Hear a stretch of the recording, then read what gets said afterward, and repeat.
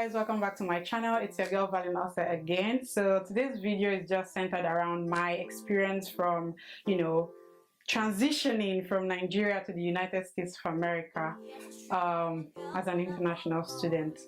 Guys, you have to pardon me because I've been filming since morning and it's actually 11:15 p.m. I just filmed a series, like an 11-part series, and I don't know, it's either you're going to see the series before this one or this one before the series, but I think this would be uploaded first, okay? And I got that admission. I was very excited. I mean, who wouldn't be excited? So I then didn't accept the admission immediately because my admission was for fall 2018. But then I had to defer my admission to spring of 2019 because I didn't have everything ready, all the resources, everything I needed, I didn't have it. So, I mean, it was a dream come true. And so when finally everything was set and all of that, it was now time to, travel, right? But one of the challenges I had was the fact that I couldn't tell those closest to me about this information. Like, I couldn't tell my best friends, two of them, so it was really hard. I mean, if you are a Nigerian or African, I think there's this mentality that when you're traveling like that, I don't know, you don't tell anybody. But for me, I'm a very open person, and so my mom would always tell me that that's my weakness. Like, if I meet you and we vibe, I can just tell you everything. I'm very open, and so when I see people that are not open to me, my energy does not, go well with them. So I just did not know how not to tell my besties. So I just, did not tell anybody because, again, I just don't want to tell anybody and then not go. Imagine getting that admission for fall and I didn't make it in fall. I now said spring. What if something else happened? I just didn't want that, okay? So, but finally, my flight was for the 28th of December 2018 and I went to Lagos. One other thing that was hard for me was because my parents, my mom and my sister didn't go with me. I mean, like, I sort of had an issue with my mom the day I was leaving. Guys, the issue wasn't because it was an issue. It was just an issue where a case of, I was going to miss her. I'm so close to my mom. So it was very hard for me to say goodbye. The only way I knew how to say that goodbye was to just, bring up one issue and just, I left the house. They drove me, and then on the way, I just told them to bring me back, and I just had to make up. I'm like, God, I started crying. My mom was crying. My sister was crying. My niece was just there playing, and my mom's pastor was there. He now prayed for me, and I left. So at the airport now, I was just, that feeling of, it was then it dawned on me that, every time we just, we want to travel out, we want to travel out. But when you get to that phase, like, it's so lonely. So that day I was just very lonely at the airport. I was carrying on my bags. I had like one big bag for just African prints because I'm a fashion designer. And then I had another bag that had like my food stuff, if not two. I had like 3 extra luggages, guys, and one was like $10. So I was dealing with that. Finally, I was able to get my way in. So as we're about to get on board, I was just crying. I was crying, and then I sent a text to my mom, sent a text to my sister, sent a text to my brother, sent a text to my in-laws, and I sent a text to my elder brother. I was just sending texts. I love you. I'll miss you. Take care of yourself. I was kind of, now. Finally, we left, and throughout the day, because I was running around, I didn't get to eat anything. I felt like maybe I'll get, because my mom used to travel to London, and she'll tell me that they'll give her a bar, sometimes jollof and all of that. So I was expecting, nothing like that. Nothing like that. They were giving me grass and everything. I'm like, what is going on? So finally, I did not eat throughout that journey. When we got to Paris, I didn't eat. I couldn't eat. We got to Houston because that was where we landed. So I have a family in Houston, so I spent my New Year there. So we arrived 28th of December, and I left there on the 2nd of January 2019. And so I arrived Birmingham, Alabama on the 2nd of January to 2019. I think it was about 2 hours flight. And so when I got here, it was winter. Everything was cold. I was very cold. And one thing with me is that my cold is extraordinary. Like I was thinking I had a problem. In fact, I even had to like go to the health center because I felt Nigerians were not good enough. The doctors there, they don't know what they are doing. These people, they will find out something. So they checked and I'm like, girl, you're good. So when I got there, like I stayed in the hotel for like a week before I moved into my apartment. So during that week, I was registering for my courses, and yeah, just that it was basically registration. And so the secretary had told me that I needed to email my advisor to send me like courses that I should offer. So when he sent me the list, he sent me 3 courses.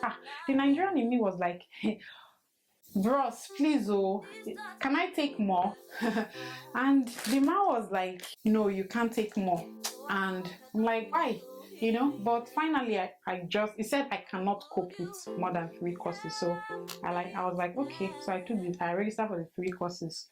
So the first day of class was just, I think my first day of class was wonderful, was excellent, because the professor I had, oh my god, is a passionate man. And I'm a passionate woman. I'm a passionate lady. So when passion and passion matches, to blow fire. So it was just like, I just was getting it. He was telling us his story, his background. I was inspired. And I'm like, he's going to be my mentor, and he is my mentor right now. So after we all introduced ourselves and everything, because of course in all the classes they will definitely want you to do that. So after that class, the next class I had was this course, modern cryptography. Even the name itself sounds very conk. So I just don't know. Everything was just different. The first class was okay, but this one, I just don't understand. If he's saying A, I'm hearing Z. What's going on? And these things are very conk. Like the slides alone were over 100 for just the first lecture.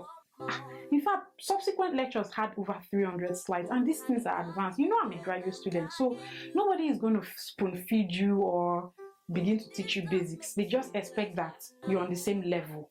Even the people in my class, like there's this guy I had to talk to. He said he started coding when he was 10 years old. Guys, I'm like, this guy has already been coding when he was 10 years old. Is this the person I'm going to compete with? So I couldn't hold it, guys. I just got to the United States now. So I was dealing with loneliness, no family, nobody to talk to. And I did not tell anybody that I was in the US, that I was traveling. So it was hard to even now start to talk to your bodies that I'm here, but thank God for my besties. They are super good people. They understand. So when I reached out to them, they were like, oh, it's okay. And so we're still very close today. So I'll chat with them sometimes, but the time difference and data is a problem back home, so they'll never be online 247, and time difference wasn't helping out. Even my family, we are awake, they are sleeping, we are awake. So it was just, in fact, I was just crying, and I was weak, and I was tired. And the courses were, guys, see, and now I understand why my advisor was like, I can't do more than 4 courses, because for each course you have assignments, lab work, homework, written reports and everything. So you don't even have time for yourself. I didn't even have time to adjust. I was busy. It was just too much for me. So in that moment, I just felt like, who sent me come to the Obodo Igbo? I was tired. So I think my biggest challenge that first semester was just that course. So I went to the professor and I told the professor, sir, I'm struggling in your course. And then professor was like, where are you from? I said Nigeria. And he was like, oh, international students. I'm scared for you for next semester. See, my confidence, everything, just, I lost it. Like I was broken. Do you know when you're struggling, it's hard enough for you to open up that you are struggling? And I'm an A student. I'm not a C student. So for me to have even it was the hardest thing I had to do, because I've never done it in my life. So when I was expecting to be encouraged, and then he was like, so he now suggested that I should go to the international office and tell them that I wanted to withdraw, and it was already past the withdrawal date. I didn't even know there was anything withdrawal date and all those drop dates, all those things, because we don't do it now back home. So people of God, I had to go because it was hard. It was hard. So that night when I got home, I wept. You know when they said in the Bible Jesus wept? I wept. It was then I understood what wept meant, because my phone was soaked. So the next day I went to the international office and I explained to them that, guys, I can't do this. And then they were like, are you sure that there's nothing you can do and all of that? I said, no, there's nothing I can do at this point. I have tried. And so they were like, okay, since it's my first semester, they will allow me, so that I can, drop the course and they would fix it for my I-20. So I was like, okay, fine. But when I was not living there, or when I left there, my mind was just echoing, Valeen, what are you doing? So you want to give up? What if next semester you encounter another course like this? Would you drop it and it's compulsory? What would you do? So all of these things were just running through my mind, and I'm not the type to give up. So I just made up my mind that I was not going to drop the course, and I was going to face my fears, and I was going to, get it done. So after that, what happened was there was this event that they organized in school. I think it was off-campus students, whatever, that organized the event, and so it was more like how to plan your spring semester, be something like that. But I shall know that I went there. So when I got there, the lady, the way she was just talking, it was as though she was talking to me. When you don't have anybody to talk to. I was just alone. I didn't know that culture shock was doing me. I did not even know that it was that bad. So I just felt drawn to her. And after the event, I walked up to her and I told her I wanted to speak to her. So she was like, okay, let's go to her office. So when I went to her office and I started talking to her, I just started crying. And you know what she did? She did not say anything. She just allowed me cry. And sometimes it's good to cry, because when you let that emotion out, it frees you up a bit. So she now said, after I explained everything to her, she was like, okay, do you know that there's this resource? Have you spoken to this person? She was just trying to find help. She was just researching online. She was looking for help for me.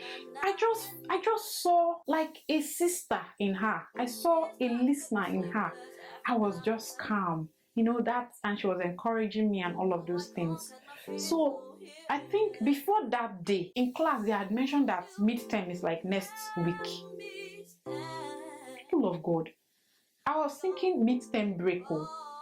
So I'm like, sorry, wait, you mean midterm break? And then they were like, no, not midterm break, that tests. In Nigeria, midterm is midterm break now. Need to read along. So don't laugh at me, please. Well, I'm like, I don't know. So finally, I knew I had to buckle up. So it was after that incident that I went for that event and I met that lady and I spoke to her. And the moment I left her office, I just felt this peace in me, this calm in me. And I just walked straight into the library because she was adjacent to the library. And so I read like I'd never read before. And the thing was it was just like God opened up my brain, and everything was just entering and entering and entering and entering like that. And as an international student, your assignments are more, your homeworks are more. So if you are taking classes with like undergrad, they will have maybe like 5 questions. As a graduate student, you'll be given like maybe 2, 3 more like that. So I didn't have time for myself, so I was studying. And this man's course, we had like slides with over 300 pages, and they are conk. You needed to know them. I wasn't sleeping. And so I went for the midterm. I took the midterm. And guys, when it was time to, get the results, so I went to class, and then he walked in, and then he was like, the results are out, but that one person was the highest, but it's not going to call the person out, that the person scored 96. Me, I know I did well. I knew I was going to pass, but I wasn't expecting to be the highest or anything. So when I walked up to him, he handed over the script to me, and then he said, "You're capable."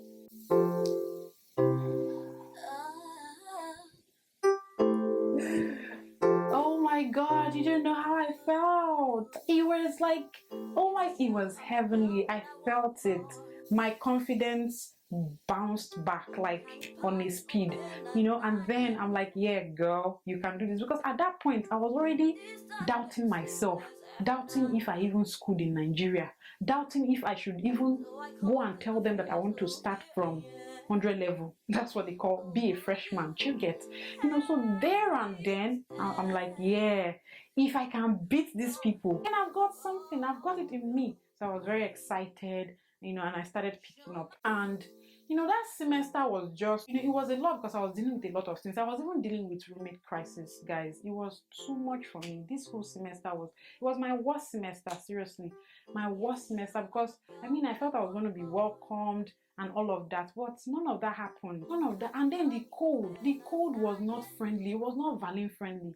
Guys, when I moved in, I didn't, you know, I got here, I didn't even have a bed sheet, I didn't even have a duvet or a comforter, I didn't have any of those things. So there was this lady I met in the hotel where I lodged for the first week. So she was very nice to me. For some reason, we were just meeting and meeting and meeting. So after we met like the third time, she was like, come, what are you? Who are you? What are you doing here? And I explained to her. And then she was like, can I pray for you? So guys, she prayed for me. And that was the first person that prayed for me in the United States of America. And I felt very good. So she gave me her phone. She gave me her details, her email, because I didn't have anything. At that time I didn't have a phone, I didn't have nothing, so I just took her details. And so when I got my phone, I reached out to her and I sent her emails and stuff like that. But grocery shopping was another case, because I was just buying left, right and center, because I didn't have a car. So the person that, you know, took us there, I was like, I don't know when I would see this you know, again, so let me just buy. I was just buying only for me to discover after 1 week this one will expire.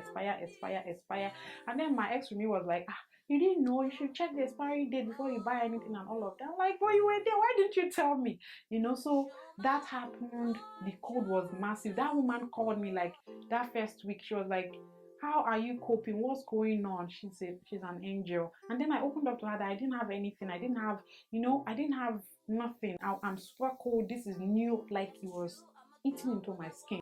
And so she said she was going to call a family that would, you know, come give me some of those things. So the one family called me, and the man came and bought me a jacket and 4 shoes and gave me $40. No, when I was leaving, it was like, come, God said I should give you $40. So when he gave me that money, me, I don't know, but I believe in, you know, sewing. So that was my first money in the United States of America, like that someone gave to me. So I just gave it to the Lord, and I'm like that. I don't know, I'm just like that. First fruits, tithes, and I'm just like that. So that was it. The code did not even stop, because it was hard to even study at night. It was hard to even, you know, I was only at some point, my only duty was just to cook. When I get to the house, I start cooking. I was just cooking because I didn't have any friends. I was just alone, and it just felt so different. So it's hard. It's hard though. It's hard. I cried. I keep telling people that I have cried more in the United States than I have cried in all my life. Like, it's no joke, guys. I have cried and cried and cried and cried, because there are things that they will teach you in class that you don't even have an idea. You have to study. Like, you have to go back to the basics to start all over again. And before you get to that point where you are even, you know, you need to know to be able to do one assignment or the other. And again, you know, if you are that type that you resume school 1 month to exam, or you are the type that, oh, don't worry, exam, I would, you know, sit with my friend just so that I can pass or something, that type that depends on other people academically, yeah, you can't survive in America. You can't survive the educational system here, because it teaches you independence. It teaches you to lean on yourself. It teaches you to learn, to question what you know, and so I had to unlearn a lot of things and learn new things. So it was really very hard for me. I don't know. So if you're an international student, I beg, either in Canada, Europe, United States of America, was it this way for you? Did you go through it like this? Because when we are coming, the only thing is that we want to come abroad. We want to come abroad. We will not remember or think about how is the life here, you know. So please, I like to know your story, your experience. Let me know, because I want to know if I'm okay, you know, because it took me a while. This is my 19th month in the United States of America, and I'm still adjusting. I'm still dealing with culture shock. I'm not yet fully absorbed into the system, so it's that hard, but that's been it. A lot has happened after that time, and if you want to know more about my gist or stories like this, let me know. If you want to know how I, was able to connect with my professors, let me know in the comment section, and I'll also share that experience with you. If you also want to know how I was able to get my first job in the United States of America, let me know and I'll share that experience with you as well. Okay, so guys, hit that subscribe button, turn on your notifications bell, give me a thumbs up please, and follow me on all my social media platforms. Till we see you again, bye guys. So I conquered my fears, so here I am. Oh, would you